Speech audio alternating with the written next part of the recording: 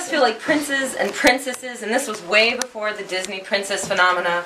She even made a special princess blanket for me that she would tuck me in with at night. And I don't know if it's true, but I imagine that I was the only one who was allowed to use that blanket. It's true. It's true. It's true. The memories that I have from Grandma and Grandpa's house as a kid are vivid. Grandma seemed to have endless patience. She had unbelievably creative ideas. It was always an adventure at their house. It was kind of like a summer camp. Arts and crafts, sports in the side yard, field trips to go bowling, swinging on the tire swing, blueberry picking, running from Bigfoot in the woods behind their house. And after dinner and dessert, sliding under the crocheted Afghans on the black leather couch to watch something on Homebox, as Grandpa called it. Or if it was a beach day, we'd be at the beach all day, get hosed off in the backyard before we were allowed in the house. And only then, when you looked in the mirror after waiting your turn for the shower, would you realize how sunburned you had gotten. Grandma had those straw beach mats, and I swear I can still conjure up that smell, the hot sun on those straw beach mats. And oh, the food. I know a lot of people associate my grandmother with the food. How can you not? It was central to life. When you walked in the door at 6 Susanna Court, as you all know, it was barely 5 minutes before you would be at the dining room table with a spread out in front of you. You can even gain weight just when you turn into the cul-de-sac onto 6 Susanna Court. There's even a scale in the front hall so that you can weigh in and out if you choose. Many years ago, my mother took my brothers and I on a canoeing trip down by Grandma's. When we stopped to eat the packed lunch from Grandma's house, Gabe said, "Man, even Grandma's tuna fish sandwiches are amazing." And which my mother replied, "Wait, I made those." But things that come out of 6 Susanna Court do just seem to taste better.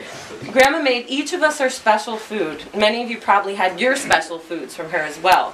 It was like a New York deli where sandwiches were named after people. There was Adam's Mondelbroid, Shana's matzo balls, and just about everyone's kugel. Grandma Deli taught me to crochet when I was 6 and had me on a stool rolling matzo balls and dropping them into the boiling water at just about the same time. She never made me feel too young or too small to do anything. She always encouraged me to keep trying. I can still remember when I was a really little girl sitting at the dining room table with Grandma, her patiently showing me a crochet stitch. She would move her ashtray to the other side of where I was sitting, and she'd have it on her left hand. And it would always be a little tricky because she was a lefty and I'd have to reverse it because I'm a righty. Incidentally, I always wished I was a lefty so I could be more like her. I thought lefties were much more artistic, like my grandma. She did not let me give up. She would say, if you mess it up, rip it out and start over. And so I did. She'd say, we don't say I can't, we say I'll try. And now I find myself saying that to my boys. For someone who cherished tradition, Grandma Deli sure was edgy. She embraced the old and the new. I mean, really, one year in the early 80s, we all made a piñata of Gene Simmons from Kiss's head for Hanukkah. Grandma was into trying anything. She saw a recipe on TV, we'd try it. There was some funky new craft trend that the kids were doing, she'd do it. She was always learning new things. We did friendship bracelets, eyes of God, bread dough sculpting, the list goes on. And if I learned something, I would teach it to her. She was always learning, from cake decorating to oil painting and watercolors to sign language, bread dough sculpting, knitting, crocheting. Grandma Deli really could do anything with her hands. She told me that she was the first girl at Passaic High School to take woodshop, and that she made an end table, and that she applied and got a man's job because she knew the names of all the tools from her father. Grandma Deli was ahead of her time. She embraced new things and new people. She was open and accepting of people that she loved.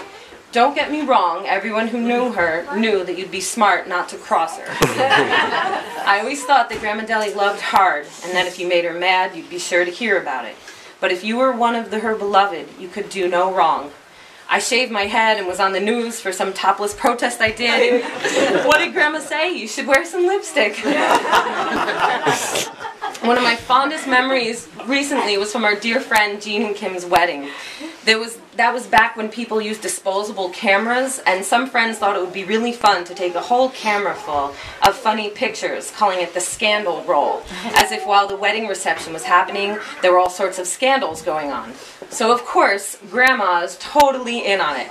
There is a picture somewhere of Grandma Deli caressing the DJ, who was a hunk of a man, his bare chest with her hand while making these suggestive eyes at him.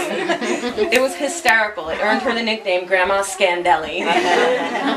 My brothers and I have been accused of using too many superlatives about my grandmother. She makes the best chicken soup in the world.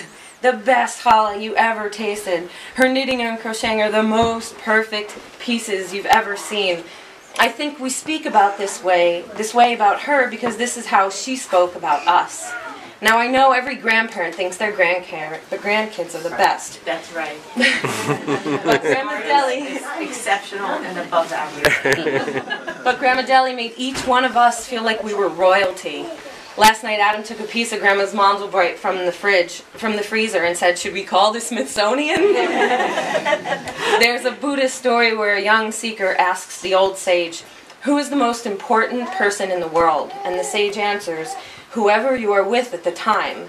And my Grandma Deli lived this. She made everyone she was with feel that they were the most important person in the room. And I hope I got a little bit of those genes. Some of the best moments of my life so far have been spent at this dining room table at 6 Susanna Court. Always surrounded by good food and unconditional love. Sir, she's calling now. Grandma created that. She'd say that her family were the best things that she ever did. She was the heart of this family, and we all learned it from her. Well, she can rest assured that her legacy is strong with us. We've got the recipes, we've got the stories, I know them all, and the memories, and my mom's dining room table carries on that tradition. Yes.